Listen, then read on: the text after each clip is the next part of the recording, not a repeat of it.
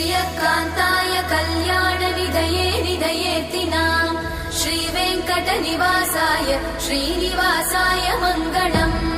लक्ष्मी सविभ्रमालोकसुभ्रूविभ्रमचक्षुषे चक्षुषे सर्वलोकानां वेङ्कटेशाय मङ्गलम् श्रीवेङ्कटाद्रिशृङ्गाग्रमङ्गलाभरणाङ्गये मङ्गलानां निवासाय श्रीनिवासाय मङ्गलम् सर्वावयव सौन्दर्य सम्पदा सर्वचेतसां सदा सम्मोहनायास्तु वेङ्कटेशाय मङ्गलम् नित्याय निरवध्याय सत्यानन्दचिदात्मने सर्वान्तरात्मने श्रीमद् वेङ्कटेशाय मङ्गलम् स्वतः सर्वविदे सर्वशक्तये सर्वशेषिने सुलभाय सुशीलाय वेङ्कटेशाय मङ्गलम्